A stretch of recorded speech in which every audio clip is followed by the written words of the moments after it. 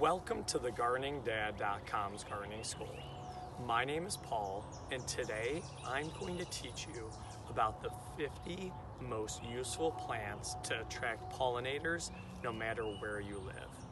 This course is not only going to talk about those useful plants, but I'm also going to give you a demonstration on how to plant wildflower seeds to attract any type of pollinator no matter where you live. So let's begin.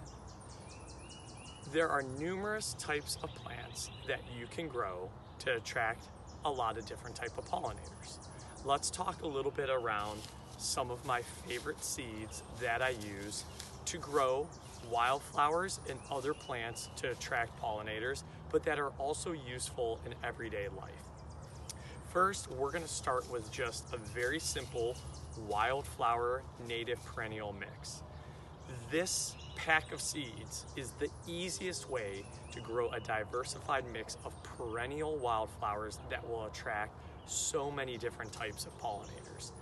This list includes milkweed. That is one of my favorite to attract monarch butterflies. In addition, it is also going to have lavender. It is going to have New England aster, not to be confused with Fish's Esther song. In addition to that, it is going to have blue sage, black-eyed Susans, and prairie coneflowers, among numerous other ones. But those are the most popular types of perennial flowers to attract bees, butterflies, and also other types of birds. Again, some of the best wildflowers that you can plant to attract numerous types of pollinators is going to be those coneflowers, those black-eyed Susans, milkweeds, lavenders. Those are my favorite types. And of course, the New England aster. The next pack of seeds that I have here is specifically to attract monarch butterflies. And again, I want to highlight that because monarch butterflies are known to be attracted to very specific plants. This includes butterfly bushes, the butterfly milkweed, marigold. And marigold's an easy one you can get at your local store too. Sunflowers, aster, and zinnias. Again, very specific types of wildflowers that attract local butterflies to your garden.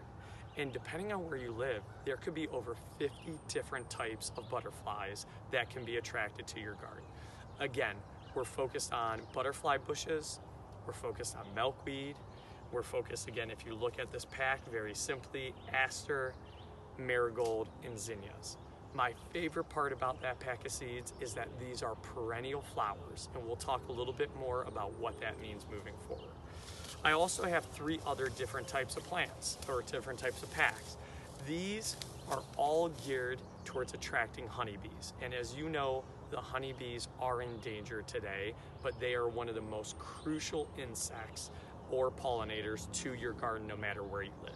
Some of honeybees' favorite plants include bee balm, the California poppy. You're also going to see on here sweet basil. You're going to see coneflowers, and then again, who can forget black-eyed Susans. So honeybees are a little bit different than maybe birds, different than monarch butterflies or other types of butterflies. They will pretty much pollinate anything. You'll even see them in their yard. But some of their favorite, again, are the black-eyed Susans, the coneflowers, again, bee balm, aster, they even will do milkweed too. So those are just some of the wildflowers that can be used to attract pollinators to your garden. As you can tell on that list, most of those, you may go, Paul, I don't have a use for them. But some of them you will, right? Basil. We also know that coneflower can be great in tea. So do your research and decide which of those can you plant that you can also use. And the best part about them is that they're perennial. They will come up every single year. In addition to that, I highly recommend planting other types of plants that will attract birds. People forget birds are one of the greatest pollinators out there. They'll take seeds from one tree or pollen from another and cross-pollinate it to the next tree. Some of the useful plants that I recommend having in your yard to attract birds are going to be crabapple trees, blueberry bushes. We all know birds love blueberry bushes. Strawberry patches, you can't forget your strawberry patches. Again, basil, any other type of large tree that is going to be placed in their yard that can be used for shelter. So you want to provide birds with shelter, you want to provide them with food, and you want to provide them with an area that they can take a bath or have a drink of water. This is very similar to bees. I have beehives myself, and we'll do another course on that. You want to place beehives in an area of your yard that's full sun, where they're exposed to different types of wildflowers, but also that you provide them with water. Water is essential for them. And finally, same with the monarch butterfly or other types of butterflies. Same type of deal. Why I recommend planting perennial versus annual flowers or plants? Very simply, a couple reasons. Number one, most of the time they're native. So they're native to your yard, they're not invasive, they won't take over and kill other plants. Number two, they're very easy to maintain. These are just plant it, water it, forget it, they'll come up every single year. You may have to weed it, but outside of that, it will take you a couple minutes to plant them. And finally, they are what birds, butterflies, bees are used to pollinating and being attracted to. So use what you know will attract them. Highly recommend perennials. Now there are some annuals out there, right? We talked about sweet basil is a great opportunity to plant. There's a lot of vegetables you can plant, believe it or not. Tomatoes, peppers.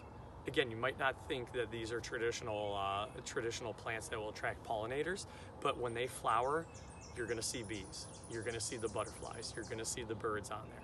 They are great plants to have in your yard. And let's not forget sunflowers. Sunflowers are a great way to attract bees and other types of pollinators. Just last year, I planted some mammoth sunflowers. Every day I came out in the morning, there were bees all over them. You would not believe it. And then there's just other trees that you can plant in your yard. There's the lilac trees.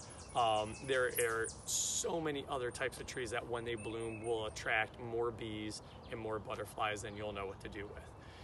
Not only is this useful, but this is entertaining. There's nothing better than watching that oriole, that cardinal, that little finch come into your yard.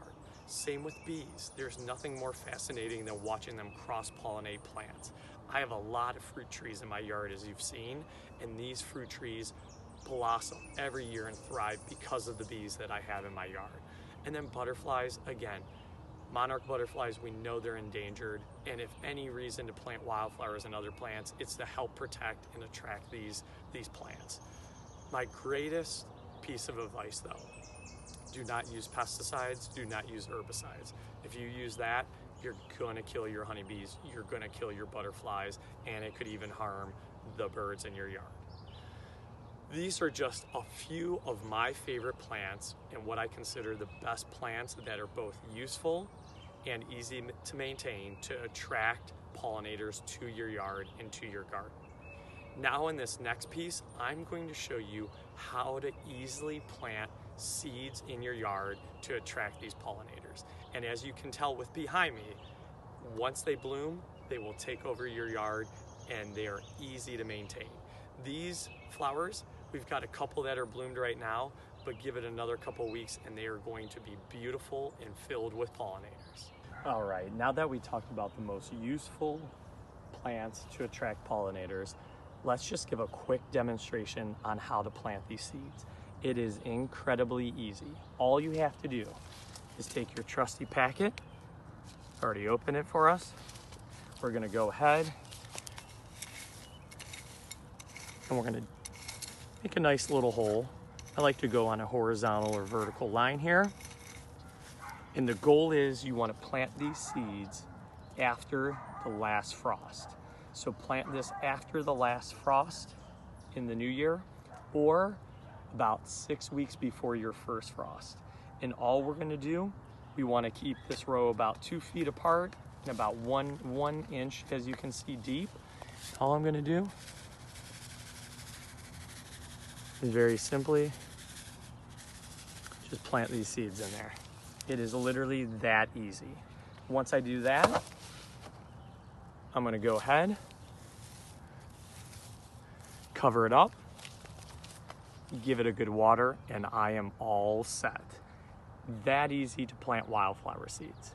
Thank you, and let's talk a little bit more about those useful plants. Now that I've taught you how to plant wildflower seeds in your yard, and we've talked about the most useful types of plants, I just want to thank you for coming to my course again. I appreciate you, and I highly recommend checking out thegardeningdad.com and my article, 50 Useful Plants to Attract Pollinators to Your Garden. Please don't forget to like, subscribe, and share this video with all your friends and family. Thank you, and have a great day.